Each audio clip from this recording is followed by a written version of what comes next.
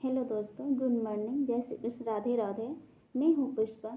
आइए जानेंगे कि प्रेगनेंसी के 9वें महीने में कौन कौन सी कठिनाइयाँ झेलना पड़ता है और क्या क्या करना पड़ता है।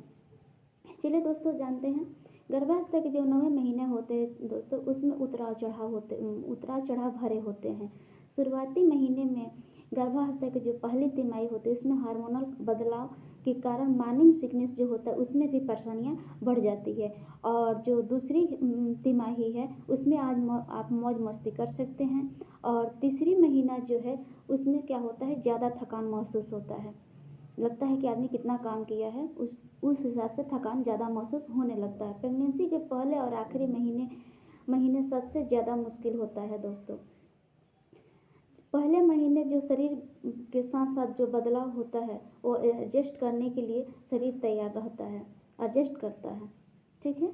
और जो लास्ट महीना है उसमें क्या करता है, जो प्रेगनेंसी मतलब रिकवर करने के लिए तैयार करता है। महीने की जो शरीर खुद डिलीवरी के लिए भी तैयार होता है, लेकिन इस समय के लिए जो शिशु का वजन है वो उसके क्या होता है, उसे भी माँ को झेलना पड़ जाता है। आखिरी महीने में जो कोई मुश्किलें जिनकी आगे महिलाओं को हिम्मत भी हारना पड़ जाता है दोस्तों।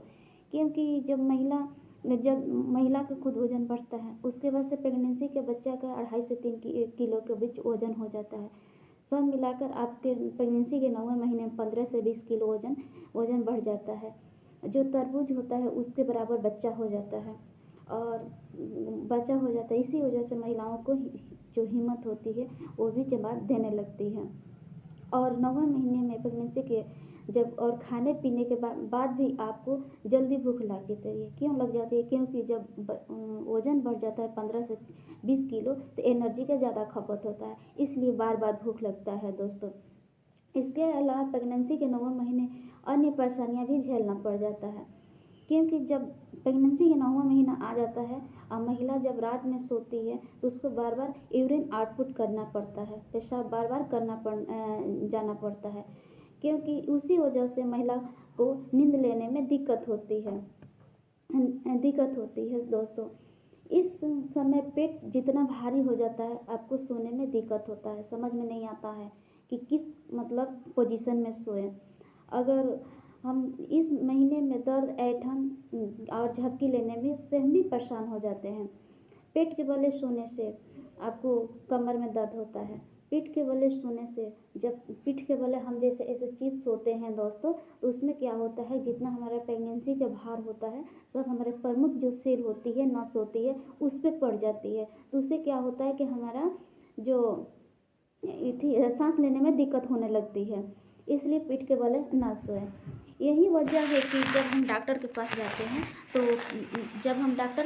जाते हैं तो वो कहता है कि आप थी लेफ्ट की मतलब साइड या बाएं करवट साइड आप सोइए। बाएं करवट साइड सोने से, लेफ्ट पोजीशन लेने से क्या होता है कि हमको थोड़ा राहत मिलती है। इस महीने में शरीर खुद को डिलीवरी तैयार करने होता है।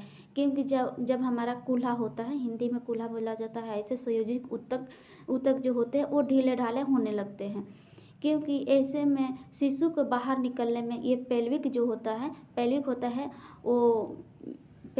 होता है ना दोस्तों, उसमें लचीलापन आने लगती है। हाँ, लचीलापन आने लगती है। इस वजह से इस समय करवट सोना पड़ता है।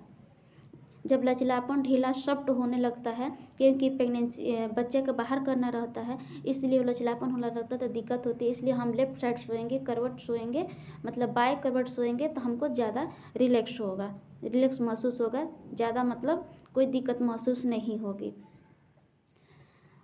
पीठ के करवट सोने से ज़्यादा मतलब दर्द भी महसूस होता है दोस्तों, इसलिए पीठ के बल ना सोएं।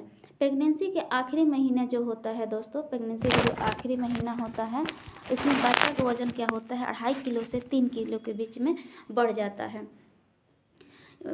क्योंकि बिस्तर पर चढ़ने उतरने में भी दिक्कत होने लगती है। और इसी समय हाथ पैर में सूजन आ जाता है। ये क्यों सूजन आते हैं जानते हैं दोस्तों? ये बच्चे का वज़न भी बढ़ जाता है। जब वज़न इसकी वजह से आपको काम करने में दिक्कत भी होती है। जब हाथ पैर सूज जाता है तो वो क्या होता है, आपको काम करने में, चलने में, बैठने में दिक्कत होने लगती है। ये क्यों होता है? क्योंकि हाथ मतलब इन हिस्सों में जो क्या होता है, फ्लूइड होता है शरीर का, वो जमना स्टार्ट हो जाता है। इसी वजह से वो सूजन आ जाता है। इस क्योंकि ब्लड सर्कुलेशन नहीं हो पाता है, इसलिए अपना पैर के पास तकिया लगाकर सोए, पैर को ऊंचा करके सोए। एक तकिया जो होता है, आप सर पे भले तकिया ना लगाएं, लेकिन जो पैर होता है, पैर के पास तकिया लगाएं, पैर तकिया के ऊपर रखकर सोए। उससे क्या होता है, ब्लड सर्कुलेशन बेहतर हो जाता है, सूजन में कमी आ जाती है। चलिए दोस्तों, अगर वीडियो अच्छा लगे तो लाइक कर देना, सब्सक्राइब कर देना और कमेंट बॉक्स में ज़रूर बताना कि मेरी वीडियो कैसी लगी। थैंक यू दोस्तों।